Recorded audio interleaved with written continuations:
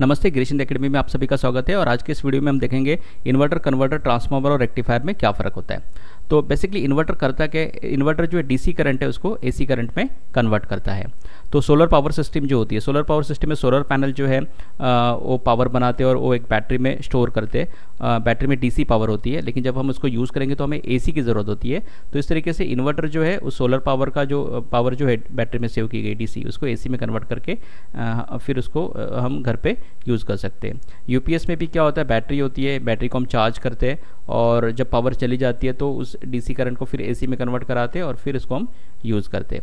Electrical vehicles की अगर बात करें तो इलेक्ट्रिकल व्हीकल्स में बैटरी पहले चार्ज होती है, लेकिन जो मोटर्स वगैरह जो होती है वहाँ पे या कुछ इक्विपमेंट्स जो होते हैं उसको पावर सप्लाई करने के लिए अलग अलग वोल्टेज की ज़रूरत पड़ती है, शायद कहीं पे एसी की ज़रूरत पड़ती है। तो वहाँ पे डीसी को एसी में कन्वर्ट करना पड़ता है और डीसी को एसी में कन्वर्ट करने के लिए मोटर्स को चलाने के लिए फिर से इन्वर्टर का इस्तेमाल होता है, जो बैटरी की डीसी पावर है उसको एसी में कन्वर्ट करते हैं। नेक्स्ट जो है कन्वर्टर क्या होता है, कन्वर्टर में डीसी टू डीसी जो है हम कन्वर्ट करते हैं करंट को, लेकिन यहाँ पे सिर्फ स्टेप अप या स्टेप डाउन होगा।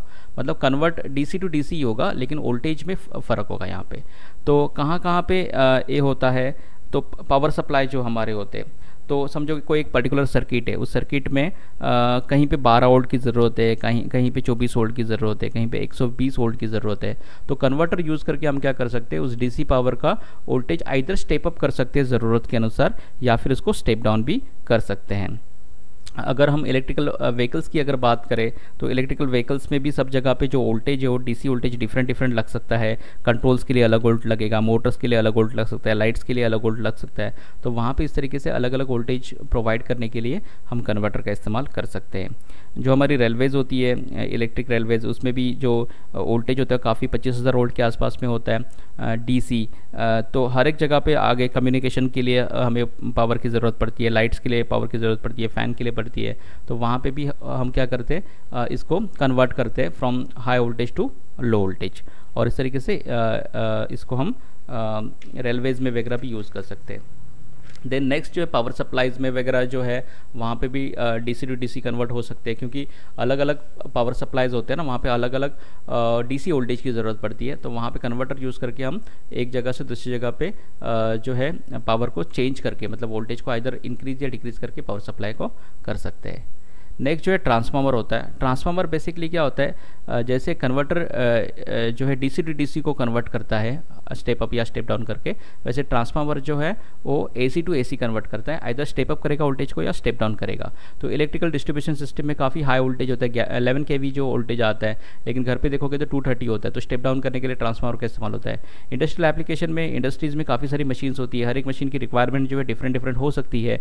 तो उसको उस मशीन के रिक्वायरमेंट के अनुसार जो है वोल्टेज देना पड़ता है, और वहाँ पे हम जो है ट्रांसफार्मर यूज़ करके हर एक मशीन को जितनी ज़रूरत है उतना वोल्टेज वहाँ पे प्रोवाइड किया जाता है। वोल्टेज स्टेबलाइजर जो होते हैं हमारे, वहाँ पे भी जो ट्रांसफार्मर होता है जो कांस्टेंट वोल्टेज जो है देने का काम करता है।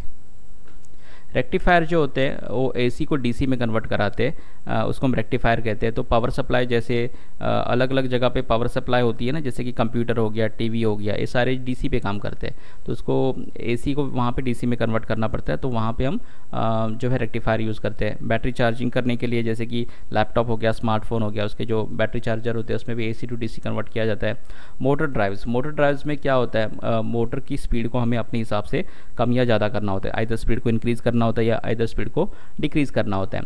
तो उसके लिए हमें जो है इनिशियली जो एसी वोल्टेज आता है, इस एसी वोल्टेज को हमें डीसी में कन्वर्ट करना पड़ता है। देन डीसी की फ्रीक्वेंसी को हम कम या ज़्यादा करते हैं बाय यूजिंग इन्वर्टर वगैरह, और फिर उससे हम मोटर्स को चलाते हैं। तो मोटर ड्राइव में कहीं ना कहीं रेक्टिफायर का इस्तेमाल होता है, जो इनपुट एसी होता है उसको पहले डीसी में कन्वर्ट करेगा, एंड डीसी को फिर हम एसी में कन्वर्ट कराते हैं और मोटर की स्पीड को कम या ज़्यादा करते हैं। वेल्डिंग सिस्टम में जो ट्रांसफार्मर होते हैं वहाँ पर भी डीसी मशीन्स होती है, तो उसको एसी से डीसी में कन्वर्ट करने के लिए रेक्टिफायर का इस्तेमाल होता है।